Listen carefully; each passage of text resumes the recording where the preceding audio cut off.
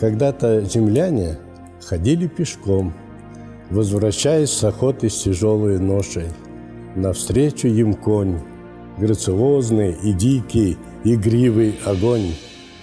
Подумал батаец: ну, здравствуй, степной, оседлаю я время, быть тебе подо мной. Пусть гордятся казаки, через столетия пройдя, у нас первая лошадь, у нас первый кумыс, от нас первый корабль стартовал, ушел ввысь. Так история учит свою землю любить и деяния предков никогда не забыть. Ждут с надеждой потомки, что примут от нас процветающий край и деяния сказ. Батай – уникальное в мировом масштабе поселение эпохи энеолита, которое перевернуло многие традиционные представления об истории древнего мира. Как заметил американский ученый Дэвид Энтони, на многие вопросы мировой истории современная наука найдет ответы на Батае. Еще задолго до появления Христа, Магомета и Будды тут, в северном Казахстане, была впервые одомашнена лошадь. Человечество после нескольких миллионов лет эволюции перешло от пешей коммуникации к конной. Когда задают вопрос, неужели здесь есть такие древности, которые древнее даже египетских пирамид? Ну, конечно, батайская культура древнее почти на 2000 лет пирамиды Хеопса. Сам прецедент открытия объекта, связанного с началом одомашнивания животных на планете, уже говорит о том, что степи Казахстана явились определенной зоной инновации, развития древних культур и древнейших процессов. Батайцы взорвали статичный мир.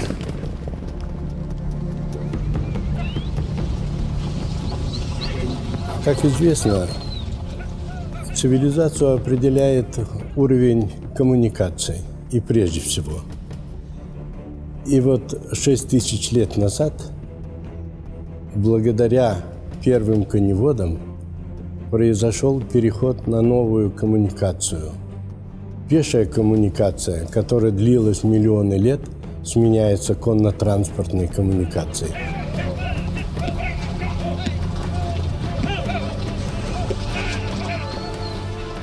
Батайцы впервые установили систему адаптации или приспособления в окружающем степном пространстве. Начался процесс культурогенеза. Население Батая перешло к полуоседлому образу жизни. Впервые в степях люди стали строить капитальные деревянные сооружения с использованием оригинальных архитектурных приемов. Жилые полуназемные дома строились из дерева, глины, костей лошади, бересты и земляных пластов. Дома доходили по площади до 120 квадратных метров. Они были многоугольными по форме, сделанные без единого гвоздя, а сводчатое перекрытие держалось очень прочно, без опорных столбов. Первые годы после того, когда было открыто поселение, это было в 1980 году, мы занимались проблемами, прежде всего, доказательства, что этот феномен, энеолитический объект 4-го тысячелетия до нашей эры, имеет место быть. Поселение 20 гектар площадью частично разрушалось 2 оврагами, вдоль которых и на берегу реки проводились исследования. Охранные работы проводились в течение 15 лет практически. Примечательно, что в свой первый день раскопок на Батае на территории 1000 квадратных метров археологической командой Виктора Зайберта было найдено около 60 тысяч артефактов, которые в свою очередь стали мощным толчком в исследовании батайской культуры. Археологические исследования поселения вышли далеко за пределы Казахстана. Сотрудничество с международными научными организациями и ведущими археологами дали в конечном итоге очень важную информацию. В 2009 году в Бристольском университете под руководством Алана Оутрома из Экзетера и его коллеги были получены в результате исследования батайских черепков, были получены образцы жировых молекул хумуса.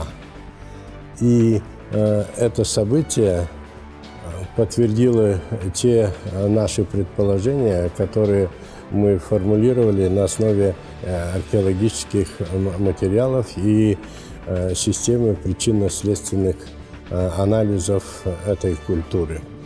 За время экспедиции на Батае обнаружено более 200 тысяч артефактов, десятки тонн костей лошадей. Палеозоологический материал, найденный за последние 2 года сотрудниками Института общей генетики и цитологии Казахстана в тесном взаимодействии с коллегами из России, Франции и Великобритании, готовит много научных открытий. Так, в прошлом году специалистами по палеозоологии во главе с известным российским ученым Леонидом Гайдученко была исследована коллекция фрагментов костей лошадей. Среди батайских костей были найдены кости буйволов, валов, которые запрягались в телеги и которые, вероятно, происходят и связаны с приходом в степные территории определенного населения, знающие и знакомые с методикой и с процессом одомашнивания животных. Этот очень важный аспект. Им подобраны основные кости костяка лошади, который, я думаю, что будет вскоре установлен в Национальном музее. В ближайшее время в журнале Science группой международных ученых будет опубликован сенсационный материал об историческом значении батайской лошади. Начался новый этап в исследовании батайской культуры, потому что он связан с глубинными интересами организации, которая курирует этот проект. Так вот, Институт культуры определил и утвердил эту тему, как бы вписавшись как раз в современную проблему реанимации духовного мира и формирования новых аспектов мировоззрения, связанных с современным развитием общества. Археологические работы по заказу Казахского научно-исследовательского института культуры Министерства культуры и спорта Казахстана заключались в исследовании жилищ последней фазы жизни батайцев. В 2018 году предполагаемый плановый раскоп наделом 160 квадратных метров археологами был увеличен до 224 квадратных метров с целью полного исследования жилища, которое несколько превышает заданные предварительные параметры. Археологические изыскания были заложены в одной из наиболее перспективных зон для нахождения погребения – на юго-западной окраине поселения, до глубины 1 метра. Вскрытие же культурного слоя производилось послойно по 10 сантиметров. Научной экспедицией была осуществлена выборка культурного слоя до уровня 70 сантиметров, насыщенного артефактами из костей, камней, кремня и глины. Особенно тщательно делалась зачистка скоплений костей лошади и эпизодически костей дикой фауны – медведя, косули, бобра и других животных. Раскопки оказались не так богаты на находки, в отличие от территорий, где, к примеру, находились мастерские. Но все же. Благодаря разведочным методам нашим удалось найти остатки детского погребения. По заключениям профессора Алана Оутрома, этот ребенок находился в перинатальном состоянии.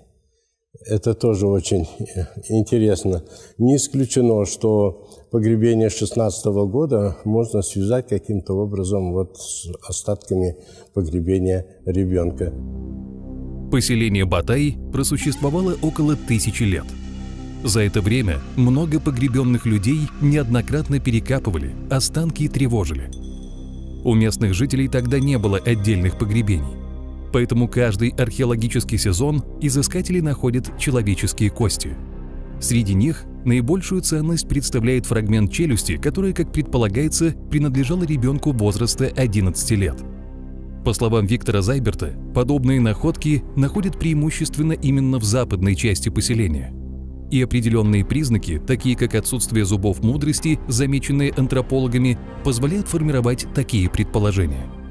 Исследование поселенческих комплексов сам по себе очень сложный процесс, требует многолетних наблюдений, и по структуре почвы, по структуре глины, чернозема, скажем, песка, определить те факторы, которые формировали в древности стены жилищ, обмазку, формировали очаг, формировали прообразы тандыров, которые установлены нами.